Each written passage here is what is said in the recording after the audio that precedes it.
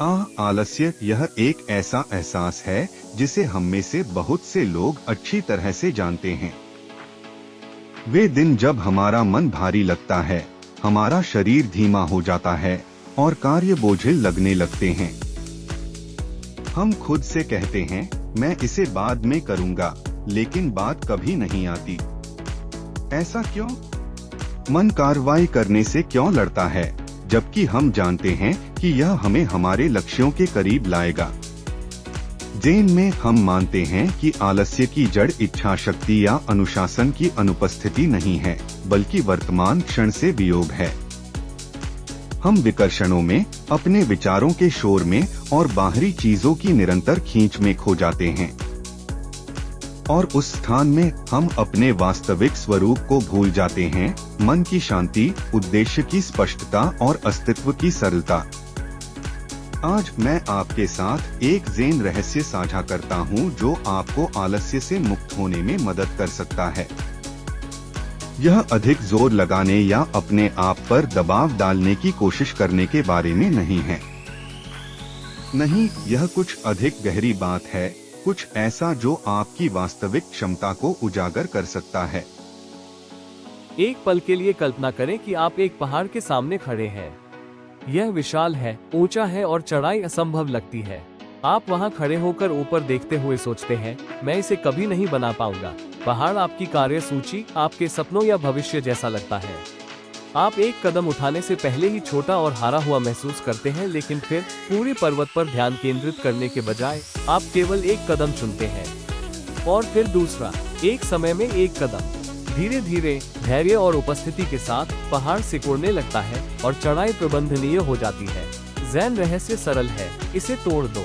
वर्तमान क्षण और आपके सामने आने वाले सबसे छोटे कदम पर ध्यान केंद्रित करें। आप देखिए, आलस्य कार्रवाई की अनुपस्थिति से उत्पन्न नहीं होता है।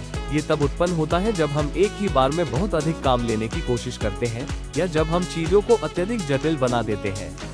जब हम वर्तमान क्षण की सरलता से दूर हो जाते हैं तो हम अभिभूत हो जाते हैं। ज़ेन में हम इसे शुरुआती दिमाग कहते हैं।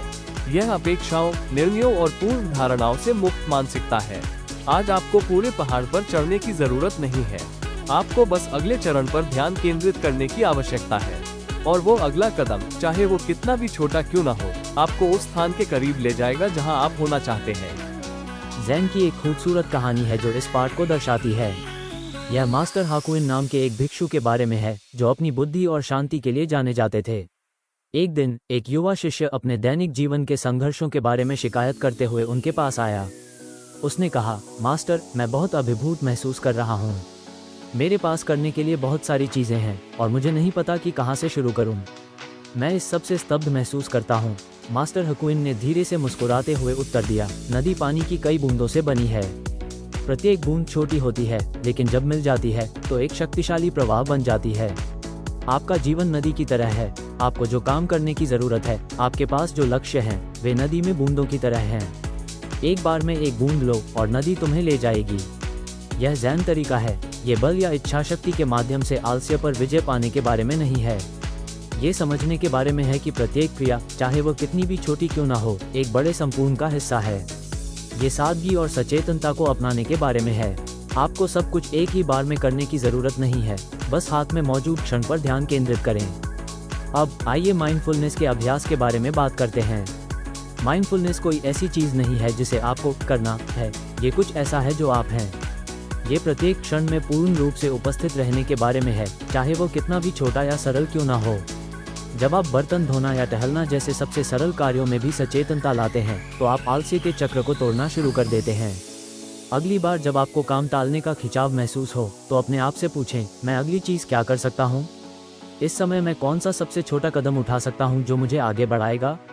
शायद यह एक किताब खोलने, ईमेल का पहला वाक्य लिखने या खड़े होकर अपने शरीर को फैलाने जितना आसान है। आलस्य का मतलब थका होना या आराम की ज़रूरत नहीं है। यह वर्तमान से अलग होने के बारे में है। लेकिन जब आप सचेतनता का अभ्यास करते हैं तो आप वर्तमान क्षण से फिर से जुड़ जाते हैं और अचानक आपके सामने आने वाले कार्य कठिन नहीं लगते, वे अवसरों की तरह महसूस करते हैं। तो आलस्य पर काबू पाने का ज़ेन रहस्य कोई जोरदार कार्रवाई नहीं है। यह एक दिन में अपनी आदतों को बदलने की कोशिश करने या खुद को उत्पादक बनने के लिए मजबूर करने के बारे में नहीं है। इसका रहस्य सरलता, सचेतनता और छोटे कदमों की शक्ति में निहित है। वर्तमान क्षण को अपनाने से शुरुआत करें। एक छोटा सा सचेतन कार्य करें और उसे पर्याप्त होने दें। समय के साथ जैसे जैसे आप यह आदत विकसित करेंगे, आप पाएंगे कि आपके पहाड़ पर चढ़ना आसान हो गया है। याद रखें, यात्रा तुरंत शीर्ष पर पहुंचने के बारे में नहीं है।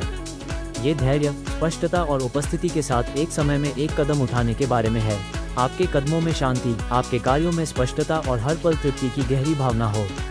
अगली बार तक मेरे दोस्तों, अपना अगला कदम चाहे कितना भी छोटा क्यों ना हो, सावधानी और सरलता के साथ उठाएं।